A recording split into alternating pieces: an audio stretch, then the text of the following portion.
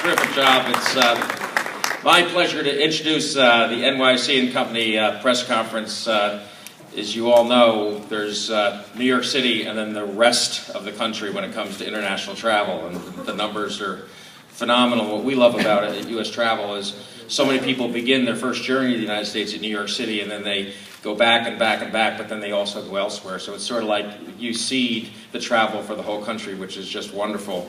And so it's my pleasure to introduce a good friend, a great marketer. He's CEO of NYC and Company. George, in his spare time, is vice chairman for marketing. You saw a great thing yesterday for Brand USA, and he sits on my executive committee, which I appreciate him doing. And so George Fertitta, please, and great job.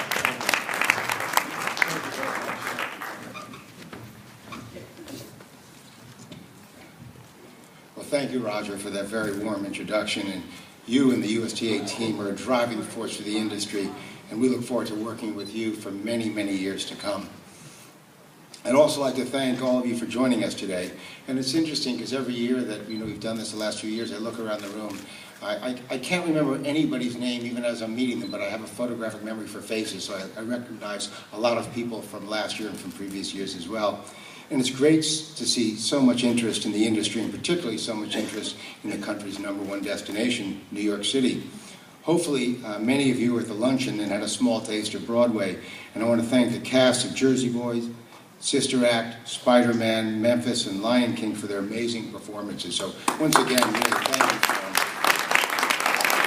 And although I acknowledged before Charlie Flateman, I want to thank Charlie and Bob Hoffman for providing such a memorable luncheon today. So thank you.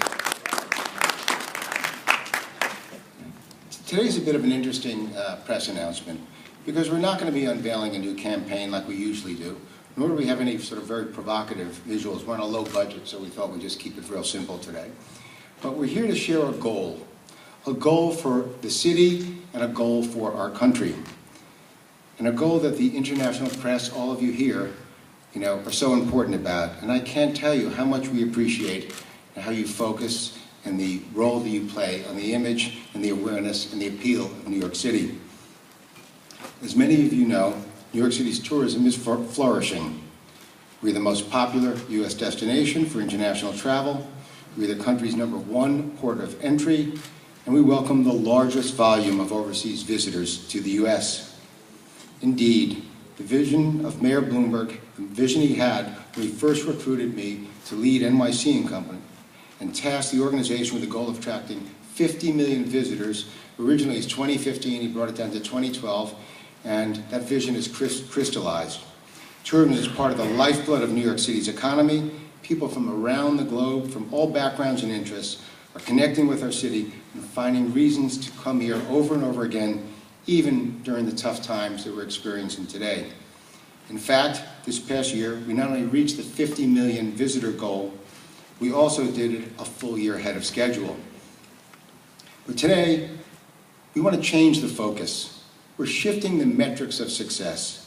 For New York City, tourism isn't just about visitation numbers, but about the importance of its economic impact on our city and the value, of course, for our visitors. As we were all aware, this has been a very difficult time for our country and for cities across our country. We're in an era where every tax dollar is counted, every expense is weighed, and new sources of revenue are actively being sought.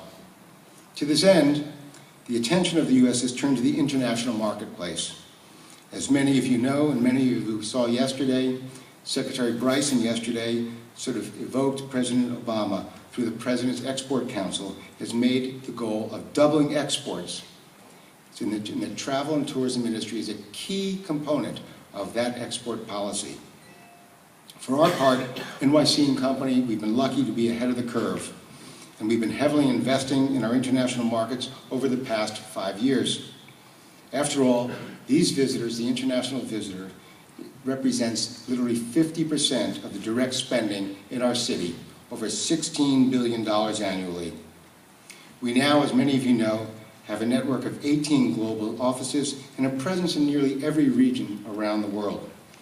This past year, we welcomed a record 10.3 million international visitors, and we expect even more this year. Our goal for this year is up to 11 million international visitors.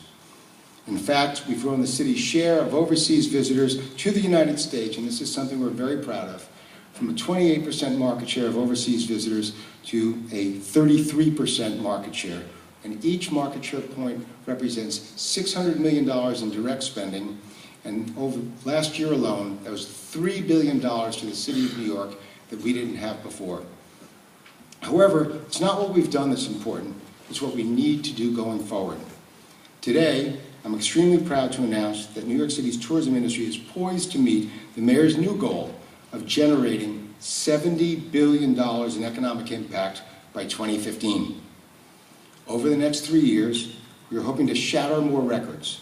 55 million visitors, $45 billion in direct visitor spend, over 350,000 jobs for an annual economic impact of $70 billion. And we're putting a number of new strategies in place. To help set off the balance and the issues of the euro crisis, we are strategically pushing even farther into new emerging markets. With traditional European markets expected to slow slightly over the next several years, our econometric forecasts and strategic analysis have identified the highest potential areas for inbound travel, not just for visitor numbers, but for revenue. Using our models, we are forecasting strong growth in a number of regions between 2012 and 2015, picking up on the trends that we've seen over the last year or so. And by the way, we have individual leave-behinds for everybody in the back about some of the projections that we have country by country. But some of the highlights would include, we expect Canada, which for the first time became our #1 international destination, just nosing out UK this year, it's our top market in 2011, will grow by almost 10%. South Korea, 15%. The Middle East, up to 18%. Argentina, 30%. China and India, nearly 40% each over the next 3 years. And Brazil, which has just been an extraordinary market for New York and for Florida, is now the #3 inbound market for us, and we believe it'll grow 30% on top of the 19% of last year, keeping it the #1 top destination for Brazilians. We have a little over 50% market share of Brazilian travel. But let there be no mistake, we will never overlook or forget our long-term friends. UK, France, Germany, Australia, Spain, and Jerry, for you, Ireland, of course, you don't want to forget Ireland, and many others. Thanks to our commitment to our international markets and our early investments, our city's tourism is well positioned, not only to react to the cyclical trends of the globe, but to reach new levels never seen before. Of course, the work of Brand USA and the progress being made by USTA in terms of expanding the visa waiver program and lowering visa wait times is very much a part of our analytic models and our strategic calculations. And of course, we also will not forget the domestic market, especially our high-end visitors, whose shopping habits help drive spend. We expect luxury shopping to continue to be a foundation of billions of dollars of growth. The allure of shopping in New York City is huge for both domestic and international travelers.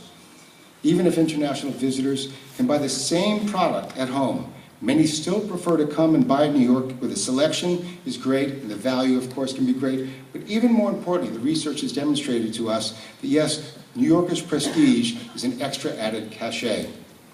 Our announcement today is singular and simple in message, but complex to achieve.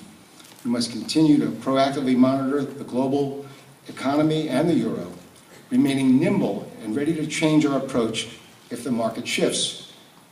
Like our city itself, constantly changing and reacting with new opportunities for visitors. We understand that these are difficult times, but our research shows that the allure and the image of New York City has never been stronger.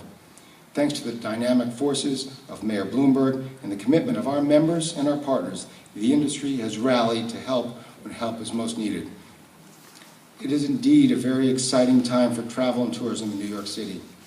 And while I'm immensely proud of the work that has already been done and the record-breaking success we've had, I'm even more excited to think about the possibilities that lie ahead and how much NYC and Company can contribute not only to the well-being of our city, but to the well-being of our country. We are a hard-driving, job-creating organization, and we hope to add 30,000 jobs over the next 3 years.